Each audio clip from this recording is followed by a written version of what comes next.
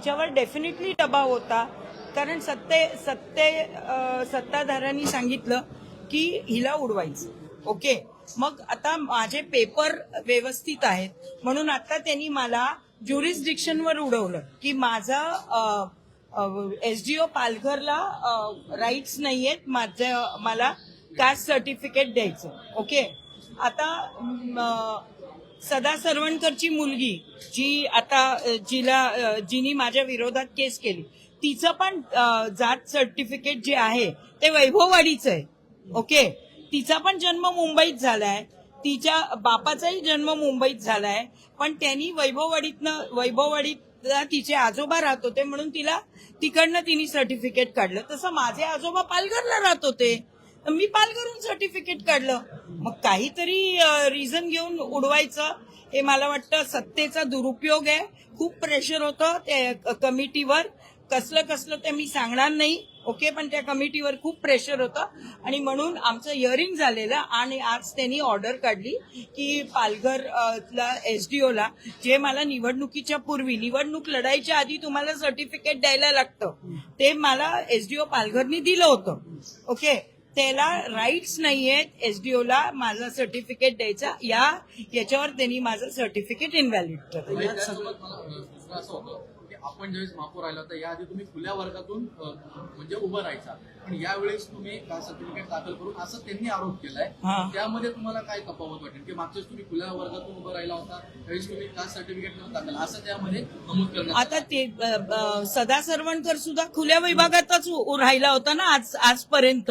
तो काय ओबीसी मधनं राहिला होता का? तो पण खुल्या विभागातनच राहिलेला. मग आता त्यांनी त्याच्या मुलीचं ओबीसी सीट झाल्यानं त्यांनी त्याच्या मुलीचं ओबीसी सर्टिफिकेट दाखवलं.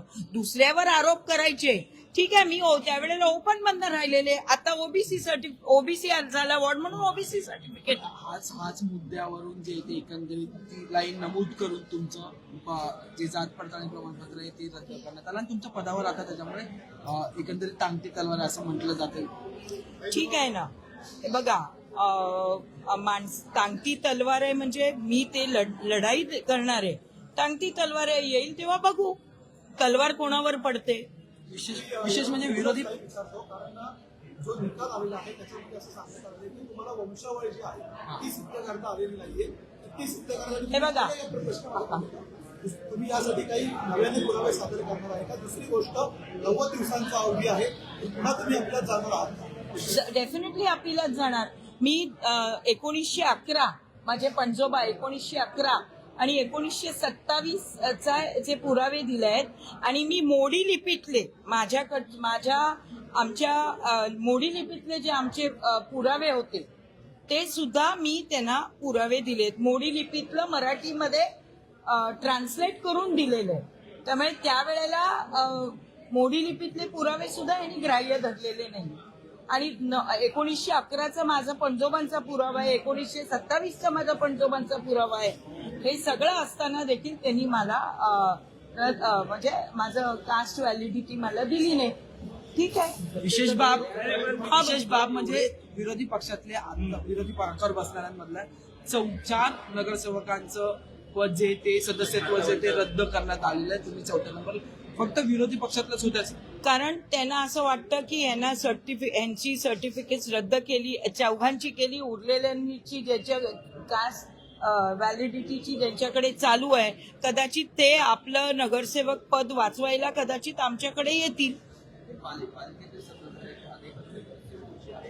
पालिकेतले सत्ताधारी जे आहेत त्यांच्या नगरसेवकांमध्ये जात पडताळणीच्या संदर्भामध्ये काही प्रकरण आहेत. 84 प्रकरण आहेत अजून 84.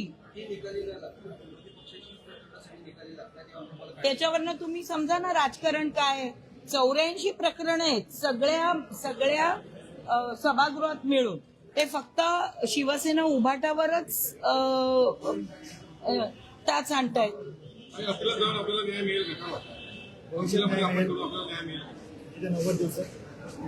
डेफिनेटली वाटतंय मिळेल म्हणून. मागच्या अनेक दिवसांपासून ज्या माजी नगरसेविका आहेत शीतल म्हात्रे काँग्रेस, त्या या सगळ्यात बाबत न्यायालयात जेव्हा केस करतात बोलतात तेव्हा तिथला निकाल येत नाही, पण विरोधातले जे काही नगरसेवक आहेत त्यांचे सगळे निकाल धडाधड लागते. यावर तुमचं मी म्हंटल ना 84 केसेस आहेत.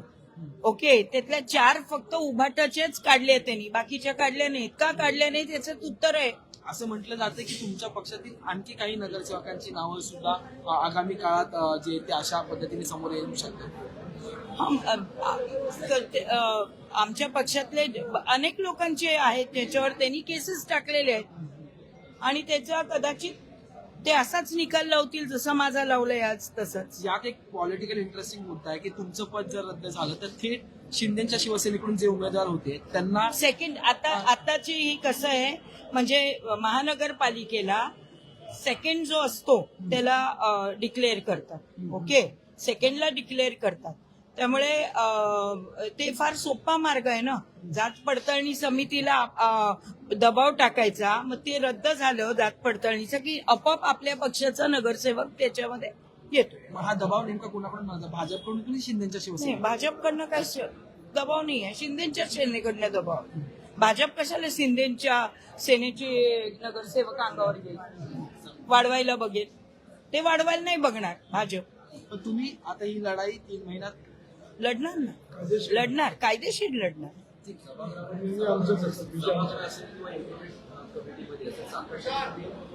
बघा काय आहे ना, आता काय करणार सदा सरवणकर, मी तुम्हाला सांगते हे कसं प्लॅन्ड आहे.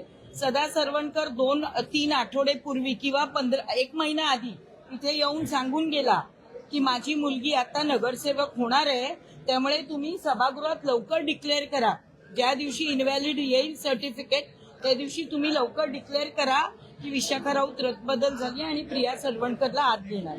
ओके, हे 1 महिना आधी त्यांना माहिती होतं.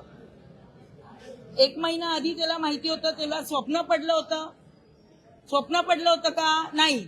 त्यांनी वरनं दबाव टाकला आणि त्यांनी हे केलं की विशाखा राऊतचं तिकीट, म्हणजे वरनं दबाव टाकून हा काही अंडर प्रेशर हा निर्णय आलेला आहे. आणि 1 महिना आधी येऊन तो प्रभाकर शिंदे सगळीकडे सगळ्यांना भेटून गेला. शंकरवार साहेब त्यांनाही भेटून गेला की तुम्ही लवकरात लवकर हिचं डिक्लेअर करा सभागृहामध्ये. ओके, पण त्याच्या वेळेला ती नवीन अमेंडमेंट जी आली आत्ता 2026ची ती नंतर आली आहे. अमेंडमेंट नवीन एक 8-10 दिवसापूर्वी आली आहे की तुम्हाला अपील करायला डायरेक्ट रद्द होत नाही. तुम्हाला 3 महिने असतात अपिलेट कडे अपील करायची, अपिलेट बॉडीकडे, आणि 6 महिने त्यांना मुदत दिली आहे त्या अपिलेट बॉडीला की तुम्ही याचा रिझल्ट द्या आणि मगच काय तो खरा निर्णय लागतो. म्हणजे यापुढे तुम्ही सभागृहात पुढचे 3 महिने तरी येऊ शकता? 90 दिवस सभागृहात आहात. येऊ शकतो. आता काय एक्झॅक्टली हे मला माहिती नाही. कदाचित शिंदेनी जसं स्क्रुटिनी समितीवर दबाव टाकला तसा इथे दबाव टाकतील की हिला लवकरात लवकर रद्दबादल करा म्हणून. थँक्यू.